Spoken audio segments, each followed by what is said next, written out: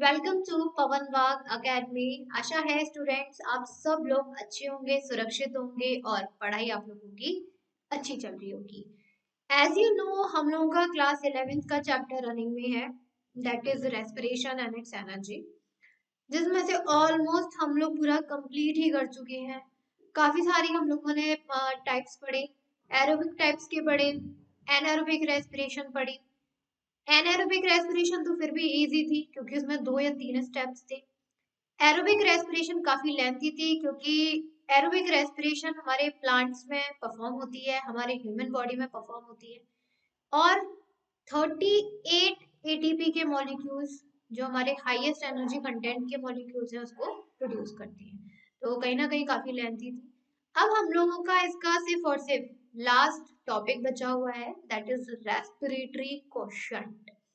Last video में मैंने आप लोगों को पूरा बता दिया था कि यहाँ पर जो ऑक्सीडेशन की यूटिलिटी है क्यों होती है और ईटीएस की क्या क्या इसमें एप्लीकेशंस है, पूरा बेनिफिट है। आज हम लोग स्टार्ट करने वाले हैं रेस्पिरेटरी क्वोशंट से। हम लोग इसको बोलते हैं RQ, respiratory quotient. Ratio of volume of carbon dioxide released to the volume of oxygen consumed in respiration is called the respiratory quotient. Respiratory quotient होता क्या है? RQ is equals to ratio किसके बीच में, यहाँ पर क्या है, रेस्पिरेटरी क्वोशंट क्या है, रेशियो है वॉल्यूम ऑफ, आप इसको ऐसे भी लिख लीजिए आपके लिए बेटर है समझने के लिए, volume of carbon dioxide right released to the volume of oxygen consumed। आप इसको ऐसे लिख लीजिए, कहीं भी आप अपना नोट बना के, आपको हमेशा याद रहेगा what is respiratory quotient, that is RQ। RQ is the ratio between the volume of carbon dioxide release to the volume of oxygen consumed।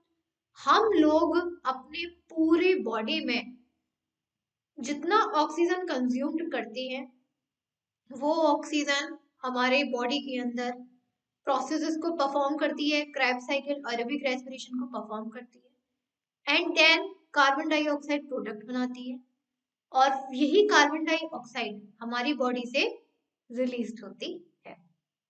This is the ratio between the volume of carbon dioxide release to the volume of oxygen consumed.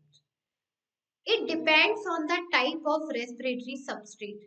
When carbohydrates are used as respiratory substrate and are completely oxidized, RQ is 1 because the volume of carbon dioxide released equal to the volume of oxygen consumed। यहाँ पे देखिए हमारा जो ये जो हमारा respiratory quotient है ये डिपेंड करता है कि रेस्पिरेटरी सबस्ट्रेट क्या है। रेस्पिरेटरी सबस्ट्रेट का मतलब है कि हमारी बॉडी में जो हम ऑक्सीजन इनहेल कर रहे हैं, कंज्यूम कर रहे हैं, वो हमारे कौन से न्यूट्रिशन के साथ जाके कॉम्बाइन कर रही है और प्रोडक्ट बना रही है। तो हमें पता है कि हमारी जो ऑक्सीजन है हमारी बॉडी में जो प्रेजेंट होता है कार्बोहाइड्रेट, जो कि रेस्पिरेटरी सबस्ट्रेट है, कार्बोहाइड्रेट यानी कि ग्लूकोज। हम लोगों ने एरोबिक रेस्पिरेशन में क्या पढ़ा कि जब हमारी बॉडी में ऑक्सीजन एंटर होती है, ऑक्सीजन हमारे सेल्स के अंदर एंटर होती है एंड देन हमारी बॉडी के सेल्स के अंदर जो ग्लूकोज की प्रेजेंस है उसके साथ रिएक्ट करती है। तो कार्बोहाइड्रेट क्या है, ग्लूकोज ही तो है। तो जब हमारी बॉडी में ऑक्सीजन इनहेल होती है, हमारे कार्बोहाइड्रेट जो कि रेस्पिरेटरी सबस्ट्रेट है उसके साथ कंप्लीटली ऑक्सीडाइज्ड हो जाती है, तो हमारा रेस्पिरेटरी क्वोशंट कितना आता है, 1। दैट मीन कि हमारा कार्बन डाइऑक्साइड उतनी ही रिलीज होगी जितनी हम ऑक्सीजन कंज्यूम करते हैं। ध्यान रखिएगा ऐसा कभी नहीं होता है कि ऑक्सीजन हमने 60 ml इनहेल कर ली है, ऑक्सीजन हमारी 80 ml रिलीज हो रही है, कभी नहीं होता है। अगर हमने 60 ml ऑक्सीजन को एंटर किया है, इनहेल किया है, तो डेफिनेट सी बात है 60 ml कार्बन डाइऑक्साइड ही क्या हो रही है, यहाँ पर रिलीज्ड हो रही है।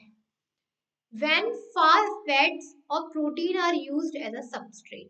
अब यहाँ पर देखिए अगर यहाँ पे कार्बोहाइड्रेट की प्रेजेंस नहीं है, किसकी प्रेजेंस है, फैट या फिर प्रोटीन की, कार्बोहाइड्रेट की जगह अब रेस्पिरेटरी सबस्ट्रेट कौन है? फैट और प्रोटीन है। Then RQ is less than 1। तो जो रेस्पिरेटरी कोशेंट है वो क्या होगा? लेस देन 1 होगा। And the volume of carbon dioxide released is always less than volume of oxygen, mostly for fast. That mean कि यहाँ पर जो कार्बन डाइऑक्साइड रिलीज होगी वो लेस होगी ऑक्सीजन से। इस कंडीशन में क्या होगा कि हम लोगों की बॉडी में कार्बोहाइड्रेट्स यानी कि ग्लूकोज की कमी है। अगर ग्लूकोज की कमी नहीं होती तो ऑक्सीजन तो वही ग्लूकोज के साथ जाके कंबाइन होती, जितनी ऑक्सीजन हमने कंज्यूम करी उतनी ही रिलीज हो गई, यही होता। बट ऐसा नहीं है। यहाँ पर क्या हुआ कि यहाँ पर कार्बोहाइड्रेट का प्रेजेंस थोड़ा सा कम है, कह सकते हैं फैट और प्रोटीन हमारे प्रेजेंट है। तो वही हमें तो एनर्जी प्रोड्यूस करनी है हमारी बॉडी को, अब वो चाहे कार्बोहाइड्रेट के से प्रोड्यूस हो चाहे फैट और प्रोटीन से प्रोड्यूस हो। यहाँ पर ऑक्सीजन हमारी फैट और प्रोटीन के साथ जाके रिएक्ट करेगी, जिस कंडीशन में हमारा जो रेस्पिरेटरी क्वोशिएंट है वो लेस देन 1 होगा। एक सेकेंड मैं लिख देती हूँ दोबारा से, respiratory quotient is less than 1, ठीक है, लेस देन 1 होगा। दैट मीन कि हम लोगों की जो कार्बन डाइऑक्साइड होगी वो कम रिलीज होगी कंपैरिजन टू ऑक्सीजन। कि अगर हमने ऑक्सीजन को 80% एब्जॉर्ब किया है या 80% इनहेल किया है तो कार्बन डाइऑक्साइड हमारी 60 या फिर 50% ही रिलीज होगी। लिखा भी हुआ है, carbon dioxide is released always less than volume of oxygen, mostly for fat, especially fat की condition में। And respiratory quotient is about 0.7, values भी इनकी फिक्स होती हैं। जब हमारी फैट वाली कंडीशन आएगी तो फैट वाली कंडीशन में रेस्पिरेटरी क्वोशिएंट की वैल्यू कितनी होगी? 0.7। यही हम बात करते हैं प्रोटीन की, इट इज अबाउट 0.9।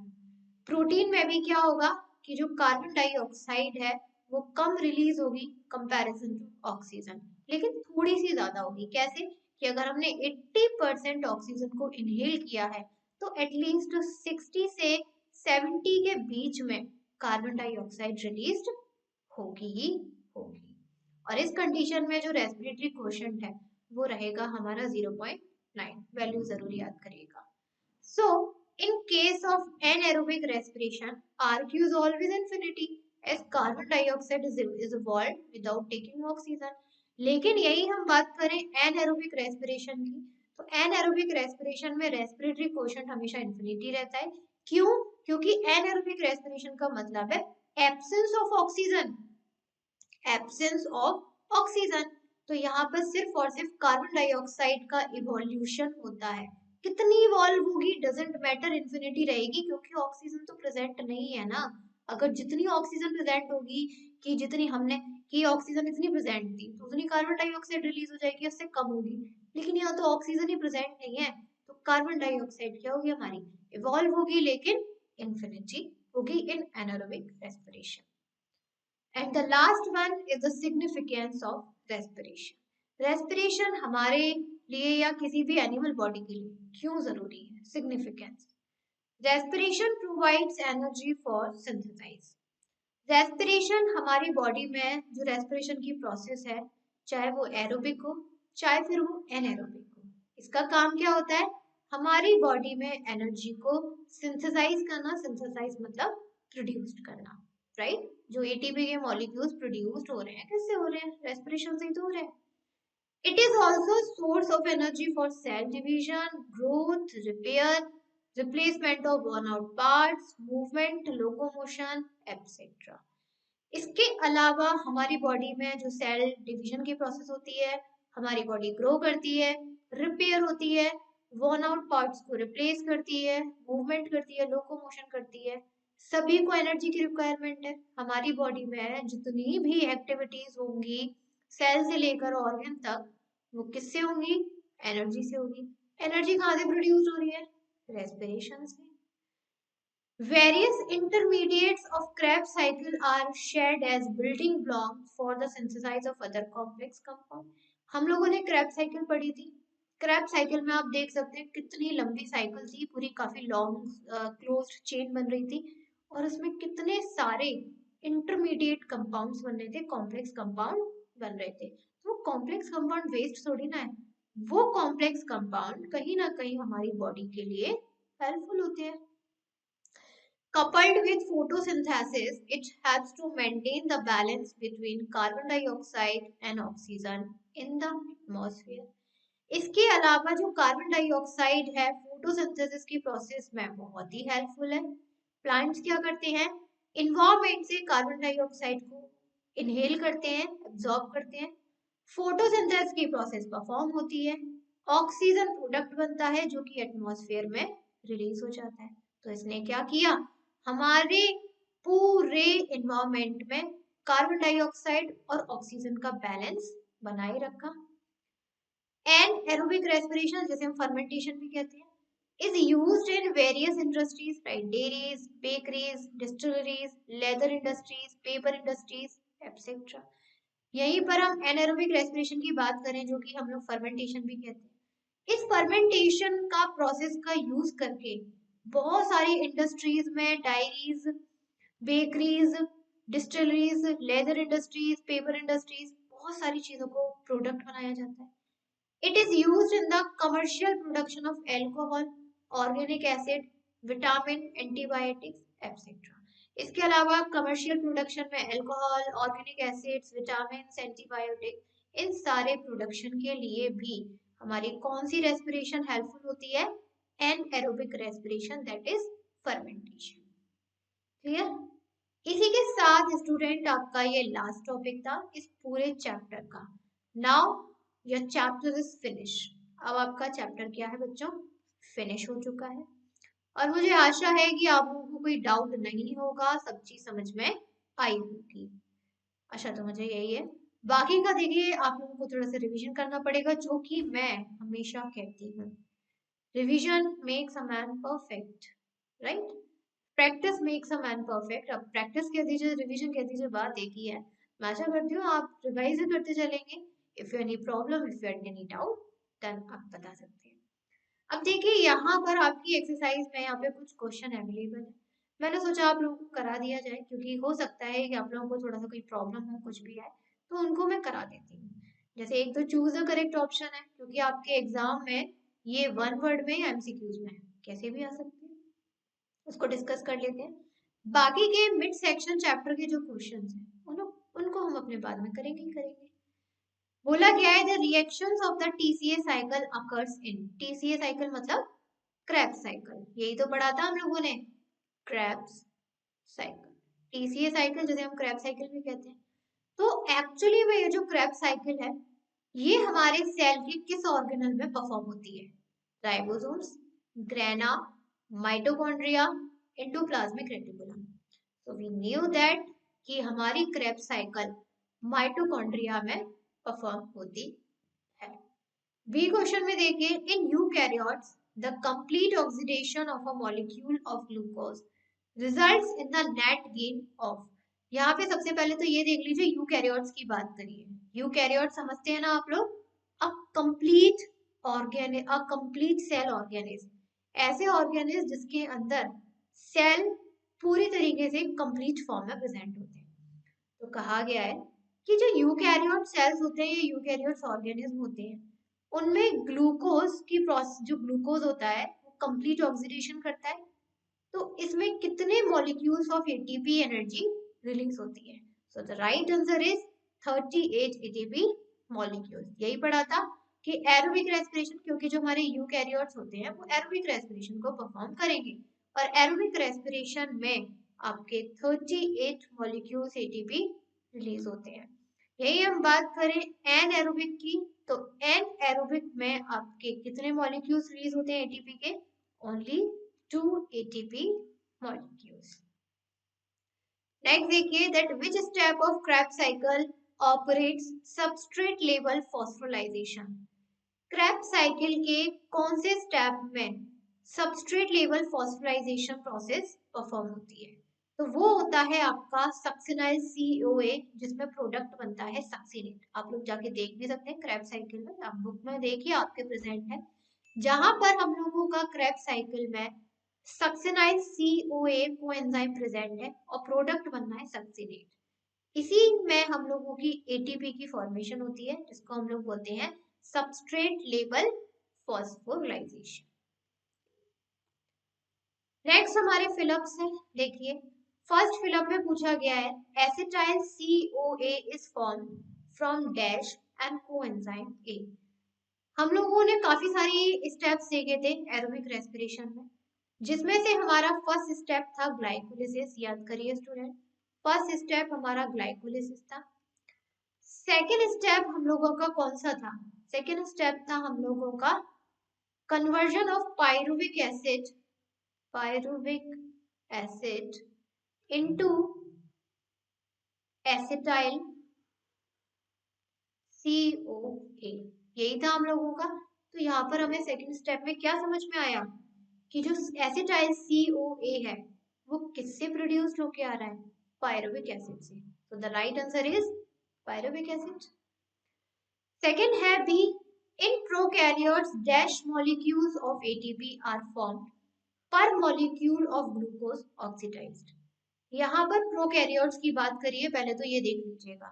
अब आप लोगों को कंफ्यूज करने के लिए, आप बच्चे नहीं हैं कि आपको सीधे लिख दिया जाएगा एरोबिक और एनारोबिक। आपको थोड़ा सा कंफ्यूज करने के लिए यहाँ पर क्वेश्चन में क्या चेंज कर देंगे, अगर ये एरोबिक रेस्पिरेशन की बात करेंगे तो यूकैरियोट्स लिखेंगे क्योंकि कंप्लीट सेल्स में एरोबिक होती है। यहीं पर ये एनारोबिक रेस्पिरेशन की बात करेंगे तो ये लिख देंगे यहाँ पर प्रोकैरियोट्स क्योंकि इनकम्प्लीट सेल्स होते हैं।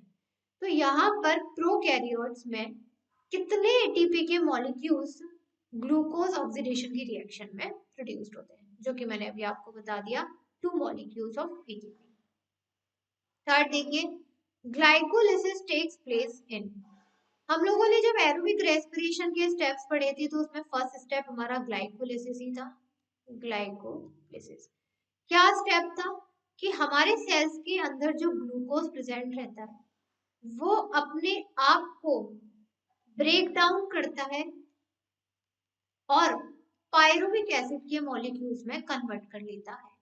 और ये जो रिएक्शन होती है, ये रिएक्शन होती है साइटोप्लाज्म के अंदर। दैट मीन कि जो ग्लाइकोलिसिस की प्रोसेस है वो किसके अंदर हो गई? साइटोप्लाज्म के अंदर हो गई। नेक्स्ट देखिए, F1 F0 particles participate in the synthesise of. कहा गया है कि माइटोकॉन्ड्रिया के अंदर F1 और F0 पार्टिकल्स थे। याद करिए हम लोगों ने पढ़े थे माइटोकॉन्ड्रिया कंटेन्स F1 और F0 पार्टिकल्स। एक्चुअली में ये F1 और F0 पार्टिकल हमारे इलेक्ट्रॉन ट्रांसफर चेन में पार्टिसिपेट करते हैं। क्यों पार्टिसिपेट करते हैं? ऐसा कौन सा प्रोडक्ट है जो उनको सिंथेसाइज करना है? Right answer is ATP. Electron यहाँ पे क्या होता है कि हम लोगों का माइटोकॉन्ड्रिया के अंदर जो क्रेब्स साइकिल में प्रोडक्शन होता है वो एटीपी का होता है। अब यहाँ पर हमारे NAD भी प्रेजेंट रहते हैं। NAD रिड्यूस्ड होके NADH2 बनाते कि नहीं बनाते? NADH2 बनाते हैं, जिसमें इलेक्ट्रॉन और प्रोटॉन्स रिलीज होते हैं। एंड इलेक्ट्रॉन और प्रोटॉन्स हमारे ADP यानी कि लो एनर्जी कंटेंट को किसमें कन्वर्ट कर देते हैं? ATP यानी कि हाई एनर्जी कंटेंट में। So we can say right answer is the F1 F0 particles participate in the synthesis of ATP। Next question देखिए, ई वाला पूछा गया है during glycolysis dash molecules of NASD are form. Glycolysis process में, जो glycolysis process हो रही थी, एक सेकेंड पहले मैं लिख देती हूँ। ग्लाइकोलिसिस प्रोसेस, ग्लूकोज ने, अगर हम लोग यहाँ पे 1 ग्लूकोज लेते हैं तो हम लोगों के 2 पायरुविक एसिड मॉलिक्यूल्स प्रोड्यूस्ड होते हैं। प्रोसेस होती है ग्लाइकोलिसिस साइटोप्लाज्म के अंदर होती है, साइटोप्लाज्म के अंदर। और इसी टाइमिंग पर हमारे सेल के अंदर जो NAD+ मॉलिक्यूल्स हैं रिड्यूस्ड होके NADH2 मॉलिक्यूल्स प्रोड्यूस होते हैं। तो हम कह सकते हैं कि ग्लूकोज में जब ग्लाइकोलिसिस की प्रोसेस को परफॉर्म करा साइटोप्लाज्म में, तो यहाँ पर जो हमारे NAD+ थे मॉलिक्यूल्स वो रिड्यूस्ड होके NADH2 मॉलिक्यूल्स में फॉर्म्ड हो गए। तो हम क्या कहेंगे कि ग्लाइकोलिसिस प्रोसेस में NADH के कितने मॉलिक्यूल्स प्रोड्यूस्ड हुए? 2 मॉलिक्यूल्स प्रोड्यूस्ड हुए। क्लियर? ये आपकी एक्सरसाइज वाले क्वेश्चन थे। आशा है स्टूडेंट ये आपको क्लियर हो गए होंगे। ये मैंने इसीलिए करा दिए क्योंकि थोड़ा सा चैप्टर टफ था, बच्चों को कंफ्यूजन ना हो जाए, काफी स्टूडेंट्स को कंफ्यूजन हो जाता है, तो मैंने करा दिए। अब बच्चे आपके इस चैप्टर के मिड सेक्शन के क्वेश्चन, तो उनको भी हम लोग जल्द ही सॉल्व करेंगे स्टूडेंट, राइट? बाकी का रिवाइज करती रहिए। और इसके बाद वाला जो आपका नेक्स्ट चैप्टर है 13, वो काफी इजी और इंटरेस्टिंग चैप्टर भी है थोड़ा सा, जो कि है आपका ह्यूमन न्यूट्रिशन वाला, जिसमें हम लोग carbohydrate, fat, protein, vitamin, mineral सबके बारे में डिटेल में पढ़ने वाले हैं, और हर किसी का अपना हमारी बॉडी में यूज क्या होता है उस चीज को हम लोग पढ़ेंगे। ओके, क्लियर है? चैप्टर फिनिश हुआ ये वाला। काफी टाइम हो गया इसको हमारा रनिंग में, तो आज फाइनली हमारा फिनिश हो गया। जल्दी आप लोगों का एक वीडियो मिल जाएगा जहाँ पर इसके मिड सेक्शन का हम लोगों का डिस्कशन क्वेश्चन भी होंगे। मिलते हैं स्टूडेंट इसके डिस्कशन वाले वीडियो में, तब तक के लिए थैंक यू, बाय बाय।